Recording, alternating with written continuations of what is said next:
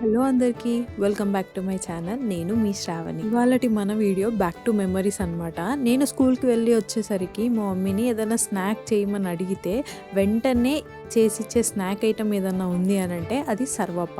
ఇది తెలంగాణలో చాలా ఫేమస్ ఐటమ్. అలాగే దీని హిస్టరీ కూడా చాలా పెద్దదే. పెద్ద పెద్ద స్టార్సే దీనికి ఫ్యాన్స్ ఉన్నారు. అండ్ మన తెలంగాణలో దీన్ని సర్వప్ప, సర్వపిండి, గిన్నప్ప అంటాము. ఈ ఐటెం ఎలా చేయాలో చూసేద్దాం ఇవాళ. అంతకంటే ముందు నా ఛానల్ని కొత్తగా చూస్తున్నట్టయితే సబ్స్క్రైబ్ చేసుకోండి. అయితే ముందుగా నేను ఇక్కడ ఆనియన్, పచ్చిమిర్చి, కొత్తిమీర, కరివేపాకు వేసి చిన్న చిన్న పీసెస్ లాగా తురుముకుంటున్నాను. ఇలా చిన్న చిన్న పీసెస్ వేస్తే పంటికి తగులుతుంది, ఇష్టం లేదు అనుకునే వాళ్ళు మిక్సీలో వేసి గ్రైండ్ చేసుకోవచ్చు. పచ్చిమిర్చి, కొత్తిమీర, కరివేపాకు వేసి గ్రైండ్ చేయొచ్చు. కానీ నాకు కొంచెం పంటికి తగిలితే బాగుంటుంది అన్న కాన్సెప్ట్లో నేను ఇక్కడ చిన్న చిన్న ముక్కలుగా తురుముకుంటున్నాను. స్లైసెస్గా చేస్తున్నాను. ఇప్పుడు ఒక బౌల్లో మనకు కావాల్సినంత బియ్యపిండి తీసుకొని దీంట్లోకి మనం ఇంతకు ముందుకు తురుముకున్న పచ్చిమిర్చి పేస్ట్, సాల్ట్ వేసేసి అండ్ అలాగే ముందుగానే నేను సొరకాయని తురిమి పెట్టుకున్నాను అనమాట. ఈ తురుముకున్నప్పుడు మనకు వాటర్ వస్తాయి. ఆ వాటర్ని తీసి సపరేట్గా పెట్టుకోండి. ఎందుకంటే బియ్యపిండి కలుపుకునేప్పుడు ఎక్స్ట్రా వాటర్ యాడ్ చేయకుండా ఈ సొరకాయ వాటర్ వేసి కలిపితే టేస్ట్ కొంచెం బాగుంటుంది. అండ్ దాంతోపాటు కొంచెం అల్లం వెల్లుల్లి పేస్ట్ వేసి దీంట్లోకే నేను ముందుగానే కొన్ని పల్లీలు వేయించి చిన్న చిన్న పీసెస్ చేసుకున్నాను.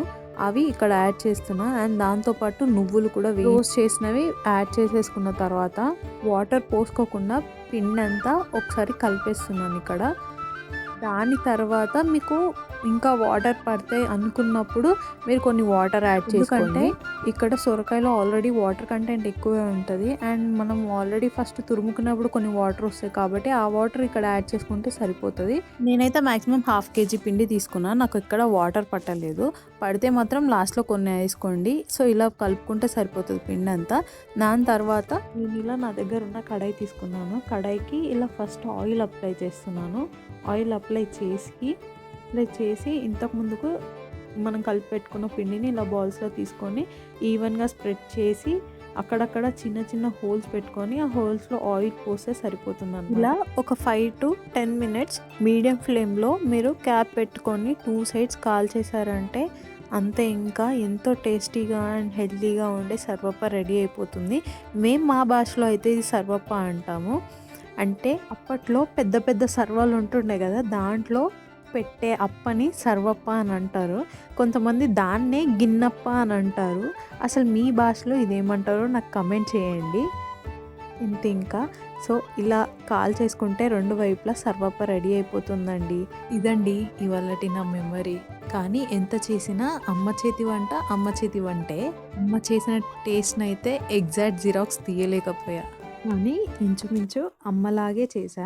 ఎన్ని కొత్త కొత్త స్నాక్స్ వచ్చినా, ఎన్ని కొత్త కొత్త ఫాస్ట్ ఫుడ్ స్నాక్స్ వచ్చినా కూడా ఈ ఫుడ్ని రీప్లేస్ చేయగలిగే స్నాక్ ఐటమ్ అయితే లేదు. అయితే నాకు మాత్రం ఈ స్నాక్ ఐటమ్ భలే ఇష్టం. మరి మీకు అంతేనా?